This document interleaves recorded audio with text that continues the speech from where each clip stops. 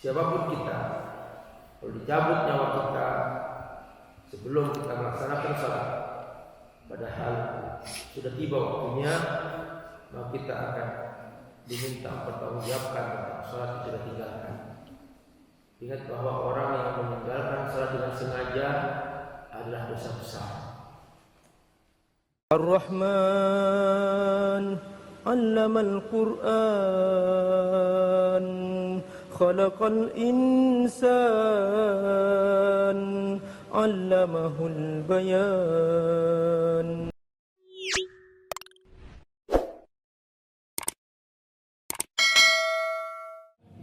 Kita masih dalam pembahasan khairun nas wa afdhalun nas. Bagaimana kita menjadi manusia terbaik dan menjadi manusia paling utama.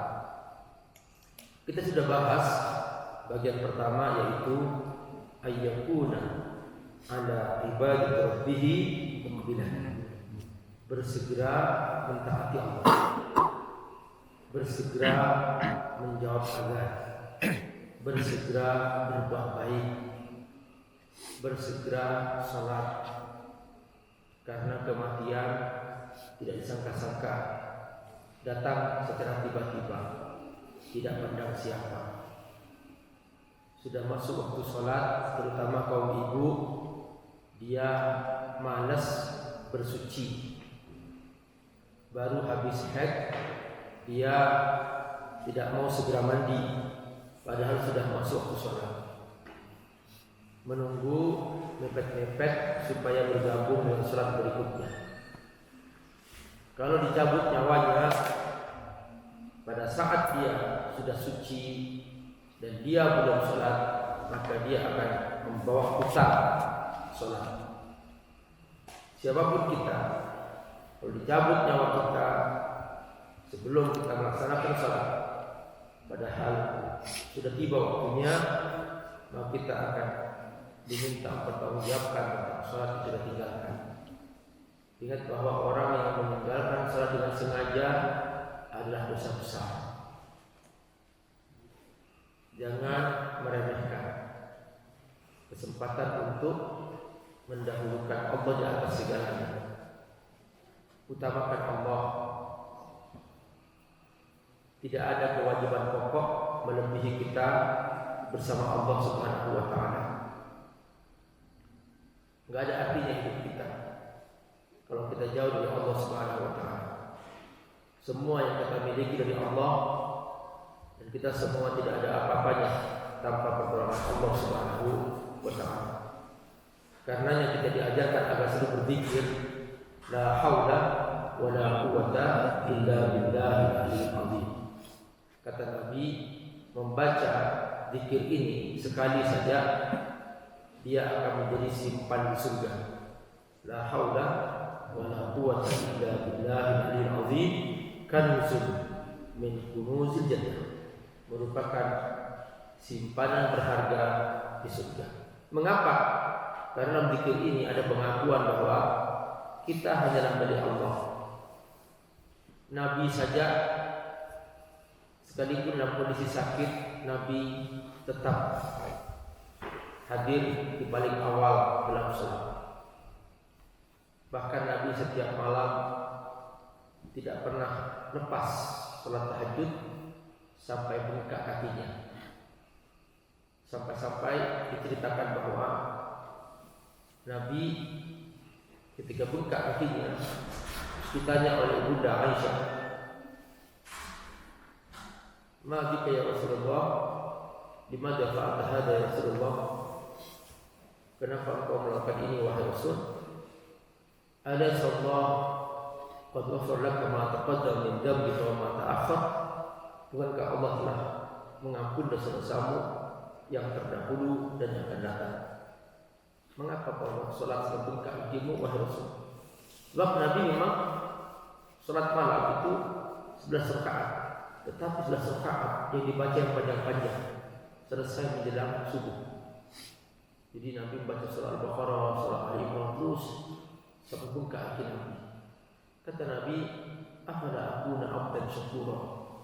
Ini syukurku kepada Allah Subhanahu wa taala. Karena aku sudah dijamin masuk surga, aku bersyukur. Bayangkan coba kalau santri dibilangin oleh gurunya, kamu sudah dijamin lulus, belajar nggak belajar, masuk kelas nggak masuk kelas, kamu tetap lulus. Kira-kira gimana santri itu? Masuk kelas nggak? Nggak akan masuk kan? Kenapa? Nah, tapi kalau Nabi enggak, kamu masuk surga Muhammad kata Allah. Kamu diampun dosa Muhammad kata Allah. Nabi malah semakin rajin, semakin bersungguh-sungguh. Kenapa? Karena kata Nabi, ini syukurku kepada Allah Subhanahu wa taala. Afala akuna abdan syakur. Ini saja surganya enggak jelas, dosa enggak jelas diampuni, masih saja mikir-mikir untuk salat tahajud, untuk zikir, untuk baca Quran. Nah, itu yang harus kita segera ingat ya, bahwa kita harus bersungguh-sungguh ya. Ayyakuna ada ibadat rabbih muqbilan, dia bersegera mentaati Allah Subhanahu. Ini sudah kita bahas beberapa kali yang lalu. Yang kedua, ayyakuna naf'uhu lil khalqi zahirah. Hendaklah dia memastikan diri bahwa hidupnya untuk memberikan manfaat. Jadi bagaimana caranya kita men-setting diri kita selalu memberikan manfaat. Pokoknya gini, bangun mindset dan settingan bahwa aku setiap hari akan memberikan manfaat. Enggak lebih baik kalau ketemu orang senyum, karena orang yang kita senyumin pasti bahagia. Sehingga dikenal, saya senang kalau ketemu si fulan. Kenapa? Selalu senyum, selalu menenangkan hati. Kalau dia hartanya banyak, maka sebelum pulang rumah sudah mikir, hari ini aku akan sedekah 100.000. Udah, sudah disiapkan di tasnya. Ketika ketemu dengan seorang miskin, maka dia sudah bagi-bagi 100.000. Kan sudah niatkan. Jadi orang yang pikirannya bagaimana memberikan manfaat orang lain, maka dia akan selalu men-setting dirinya setiap hari akan memberikan manfaat orang lain. Maka dia semakin bahagia.